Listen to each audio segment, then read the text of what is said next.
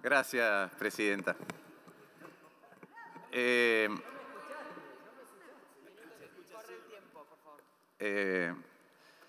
Me llama la atención que el miembro informante del oficialismo haya comenzado su alocución hablando de las desacertadas políticas económicas del gobierno anterior.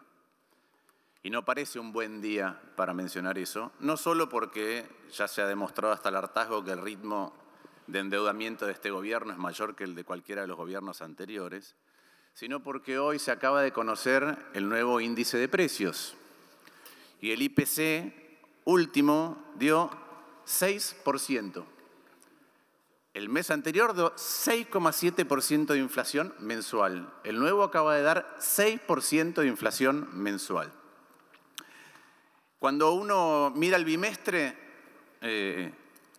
cuando uno mira los últimos 12 meses, ahora voy a decir algo del bimestre, pero cuando uno mira los últimos 12 meses, es el mayor nivel de inflación anual desde hace 30 años. ¿Sí? Los últimos 12 meses que tuvieron más inflación de lo que estamos viviendo es el periodo diciembre del 90 a diciembre del año 91. Y eso es porque en febrero del 91 tuvimos mensualmente 27% de inflación. Entonces, tenemos la inflación más alta de los últimos 30 años. No parece un buen día para hablar de políticas desacertadas, porque además, si uno mira el bimestre y dice, bueno, si el resto del año se comportara como este bimestre, si los próximos 10 meses se comportaran con este bimestre, estamos hablando de un 110% de inflación anualizada. Ese es el ritmo en el que venimos. Entonces llama, la verdad, mucho la atención que arranquemos por ese lado. También me llama la atención el desaguisado inicial. En este contexto, con este nivel de inflación, estar discutiendo, debatiendo cuestiones de privilegio y 30, 40 minutos a ver quién se sienta en qué banca, cuando se podría arreglar mucho más fácil, también me llama mucho la atención.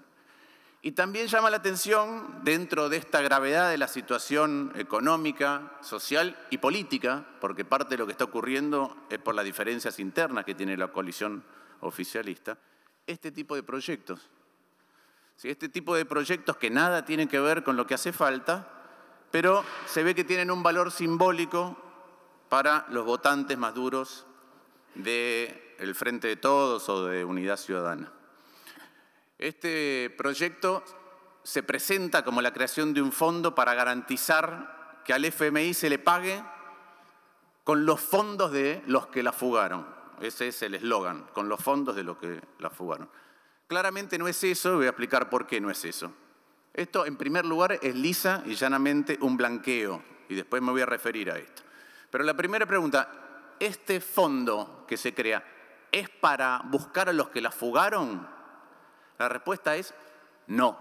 Ya se dijo esto hasta el hartazgo en comisión y hasta lo dijeron los expertos. Yo le pregunté a uno de los expertos que trajeron ustedes, que era el director del Banco Nación, le pregunté si alguien manda fondos provinciales o personales al exterior, si es fuga, me dijo que sí. Si alguien pasa un depósito en pesos a dólares y lo guarda en una caja de seguridad, si es fuga, me dijo que sí. Ahí se produjo mucho ruido. Yo quería hacer la siguiente pregunta para entender de qué se trata esto. Le iba a preguntar, ¿y este proyecto se ocupa de los que hicieron eso? La respuesta es no. Entonces no tiene que ver con la fuga, tiene que ver con aquellos que tienen fondos no declarados, es decir, que evadieron en el exterior, independientemente de si se generaron en el exterior, los heredaron en el exterior o los fugaron. Es para aquellos que no declaran plata que tienen afuera, no para la fuga. Porque la fuga puede ser y es muchas veces legal y es declarada. Y este proyecto no tiene absolutamente nada que ver con eso. Lo dijo otra experta de ustedes, la licenciada Estrada, dijo, cuando hablamos de la formación de activos externos, fuga, dijo, leo, no es objeto de este proyecto, coincido. Entonces, la verdad, el senador Beretilnec dijo, discrepo con Parrilli, la cuestión no es si es fuga o no es fuga. Bueno, este proyecto, dejen de decir que es para la fuga, no es para la fuga. Y si es para la fuga, es decir, para la fuga legal e ilegal, busquemos a todos los que fugan. y expliquémosle que eso hace mal, ¿sí? Pero otra vez no es para eso este proyecto. ¿Tenemos que resolver la cuestión de la fuga? Claro que tenemos que resolver la cuestión de la fuga porque Argentina estructuralmente, producto de eso y de otras cuestiones, de la dificultad de exportar en la Argentina, les faltan recurrentemente dólares. Tendríamos que preguntarnos por qué salen, por qué solo vienen capitales de corto plazo y no más de largo plazo. ¿Por qué hay tanta volatilidad? ¿Por qué eso genera incertidumbre? ¿Por qué en el medio de la incertidumbre muchas veces las políticas de regulación, entre ellas la desregulación de la cuenta capital, y yo estoy de acuerdo en eso, no son adecuadas? No son adecuadas, sí, no son adecuadas. Pero la verdad es que para terminar con la fuga y con la tendencia a buscar dólares cada vez que hay un problema que tenemos los argentinos, en todo caso tenemos que terminar con la volatilidad, la incertidumbre y tener una economía que crezca. El problema de la falta de dólares y los dólares que se van del aparato de productivos es de todos los gobiernos. En los periodos de Cristina Fernández de Kirchner, presidenta, se fugaron 84.900 millones de dólares. En el periodo de Mauricio Macri, presidente, se fugaron 86.000 millones de dólares. En estos 2 años, ¿sí?, voy a leer algo que me llamó mucho la atención. Yo llevo a mi hijo a la mañana al colegio y escucho una radio, no voy a decir cuál. Y escuchando la radio, detecto estas frases. Leo: al país entraron entre el año 2020 y 2021 27.500 millones de dólares genuinos de superávit comercial externo, producto del trabajo y el esfuerzo de toda la sociedad. Pasaron por el Banco Central, pero no quedó ni uno. El Fondo Monetario nos dio 4.350 millones de dólares por la distribución de los derechos especiales de giro. Pasaron por el Banco Central y no quedó ni uno. ¿Quién dijo esto? Felisa Micheli. No sé si ustedes están de acuerdo, porque ahora como son 2 bloques no sé si están de acuerdo o no están de acuerdo con esto. Pero quiere decir que ahora se sigue fugando plata y además se sigue fugando plata que viene del superávit comercial, dólares genuinos, ¿sí? Y además están los que le pidieron al Fondo Monetario, que son otros 4.500 millones de dólares, que vamos a ver cuántos de esos finalmente quedan si no cambiamos el tipo de política que le prometemos a nuestros compatriotas. Entonces, claramente este proyecto no lidia con eso, no va a lidiar con esa fuga. Tampoco, ¿sí? Se aplica, insisto, a aquellos que tienen fondos no declarados, es decir, que han incumplido con nuestra ley en materia tributaria. ¿Se aplica a todos los que no pagaron sus impuestos? No, solo a los que no pagaron sus impuestos y lo tienen en el exterior. A los que no pagaron sus impuestos y lo tienen acá, curiosamente, esta ley no dice nada. ¿Y qué hacen aquellos que incumplieron con la ley argentina e impidieron que el Estado tenga los recursos que debe tener para llevar adelante las políticas que debe llevar? Les regalan un blanqueo. Y tratan de evitar la palabra blanqueo todo el tiempo. Ahora, yo voy a leer, porque me llamó mucho la atención, lo que dijo un senador, ¿sí?, que suele votar con el oficialismo, un senador por la provincia de Río Negro, y dijo en la comisión, voy a leer: cualquier ley que les dé un beneficio a aquellos que no cumplieron esa obligación, obviamente será un tema polémico e inclusive hasta injusto y de mal ejemplo para aquellos que con mucho esfuerzo mes a mes cumplieron con sus obligaciones. No ha habido ningún gobierno en la Argentina de ningún signo partidario que no haya utilizado esta herramienta. En algún momento se utilizó con motivo de una catástrofe y en otro por una cuestión de necesidad fiscal. Entonces nadie puede decir hoy, ni nadie tiene autoridad moral suficiente para decir, estamos en presencia de algo que nunca se hizo en la Argentina. Es llamativo porque todo el tiempo está diciendo blanqueo, blanqueo, blanqueo, pero no lo dice. En ningún momento quiere usar la palabra blanqueo, pero está claro que cuando habla de estas cosas, está hablando de un blanqueo, sin ninguna duda. Dicen ustedes que la deuda no la paga el pueblo, sino quienes se beneficiaron. Bueno, la verdad es que los que no pagaron impuestos se beneficiaron. Se beneficiaron de todo lo que les brinda el Estado argentino y no pagaron impuestos. Los que la tienen afuera y los que la tienen acá. Entonces, ¿por qué los vamos a premiar? ¿Por qué les vamos a dar un blanqueo si lo que queremos es que paguen la deuda? Digamos de otra manera, sería mucho mejor decir, creamos un fondo específico y cada vez que detectamos a uno, producto de la capacidad de la AFIP, que no pagó sus impuestos, lo vamos a dedicar a cancelar deuda. Entonces, ¿qué van a pagar? Eso de no la paga el pueblo, sino quienes se beneficiaron. No están pagando nada, se están volviendo a beneficiar. Nuestra AFIP, nuestro país, tiene 115 convenios de intercambio de información automático. Usemos eso, vayamos a buscarlo. Creemos más inteligencia, si quieren, en AFIP y vayamos a buscarlos. Ahora, no sigamos erosionando la cultura tributaria, es una burla a todos los que cumplen, a todos los que cumplimos. Por si fuera poco, lo que están haciendo va en contra del acuerdo firmado con el Fondo Monetario. Y me van a decir, no, no es una meta estructural. Entonces, todo lo que está firmado que no es una meta estructural, ¿qué es? Es letra muerta, es, no sé, zaraza. No existe. ¿Por qué decimos que es un blanqueo? Los que se acojan voluntariamente, dice el proyecto de ley, tienen los beneficios y liberaciones de la 27.613, el artículo 11 y siguientes. El título 2, que es el título que además se acaba de extender en diputados, que es el blanqueo para la construcción. Entonces, ¿cómo que no es un blanqueo? Le extendemos los mismos beneficios que una ley que es un blanqueo. ¿Qué parte no es un blanqueo?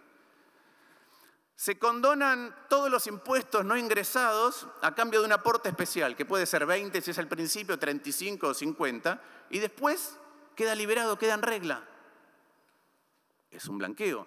¿Cuánto tendría que pagar esa persona si lo encontramos merced a los instrumentos que tenemos? Tendría que pagar de ganancias el 38,5, porque si tiene 100, se presume que tiene 100 hoy, pero se presume que se consumió parte. Entonces, partimos de una base de 110. Sobre el 110 le aplicamos el 35, 38,5.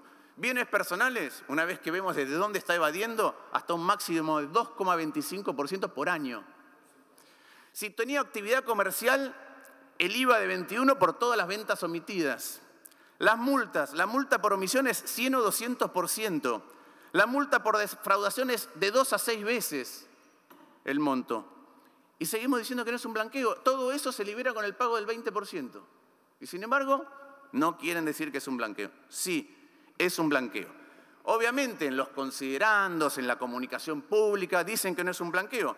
Pero ya la presidenta del nuevo bloque de la Unidad Ciudadana, al mismo tiempo que una experta, dijeron ambas, textual, hay un desfasaje entre los fundamentos y el texto del proyecto. El texto del articulado del proyecto. Yo estoy filosófica y prácticamente en contra de todo blanqueo. Pero además, cuando se procede a un blanqueo hay que ver cuál es el mérito, la oportunidad y la conveniencia. Ya tuvimos en 13 años, desde el 2008, 4 blanqueos. Este sería el quinto. La ley 26.476 de 2008 logró que se exteriorizaran, es decir, que se declararan 4.600 millones. ¿Cuánto recaudaron? 300 millones de dólares. La del 2013, 26.860 de los famosos CEDINES, se exteriorizaron, es decir, se declararon, se compraron CEDINES por 2.500 millones de dólares, no ingresó nada al fisco. La del blanqueo de la construcción no sabemos cuánto entra al fisco, pero si yo miro eso, digo, le vamos a pagar los 44.500 millones de dólares al fondo y todo lo que venga con 500 millones de dólares que recaudaron. No parece que sea realista, ¿no? Claro, hubo otro blanqueo, la 27.260 del año 2016, donde se exteriorizaron 116.800 millones de dólares y se recaudaron 9.500 millones de dólares. Esa es la ley del gobierno anterior, ¿sí? Ahora, ¿qué había pasado ahí? Había cambiado mucho la percepción del riesgo, porque se empezaron a cerrar globalmente todas las aristas para no declarar y se empezó a intercambiar activamente información. Entonces Chile también tuvo un blanqueo muy exitoso. No es solamente mérito del diseño de un blanqueo, es mérito de un contexto global. Entonces, ese recaudó 9.500, el resto más o menos 500. Tendría que repetir un contexto global que no se puede repetir porque ya los intercambios de información existen para que ustedes digan que le podrían pagar el 25% o el 20% de lo que le debemos al fondo. Entonces no digan que esto es para pagarle al fondo. Realmente es llamativo que sigan insistiendo. Además, lo decía uno de los miembros informantes, ¿quiénes podrían ingresar? Para eso, este proyecto hace remisión a otras leyes, ¿sí? Y a otros artículos de otras leyes. Menciona el artículo 16 de otra ley, lo decía el mismo informante, pueden ingresar todos aquellos que fueron funcionarios públicos antes del año 2010. Ese es el motivo por el cual, entre otros, esto también se ha conocido como la Ley Muñoz. No se refiere al artículo 15 de esa misma ley, que trata con los declarados en quiebra y los condenados por la ley penal tributaria. Es decir que les permitimos entrar a esos. No se refiere al artículo 14, me cedieron 5 del cierre, tengo 20. No se refiere al artículo 14, que son todos los delitos vinculados al lavado o acto de terrorismo. Una de las expertas dijo que esto era equivalente a convertir el Estado en un vehículo para el lavado de activos y que ya por el famoso blanqueo de los SEDIN habíamos ingresado en la lista gris del Gafi. Es equivalente, lo dijo ella, a delinco, pago 20% y me quedo con el resto de todo lo producido. Tengo 20. Sí, senador. ¿Quiere hablar el senador Parrilli? No se autoriza. Gracias. Sí, disculpe, va a hablar, no autoriza. Va a tener su tiempo y va a hablar. Son 20.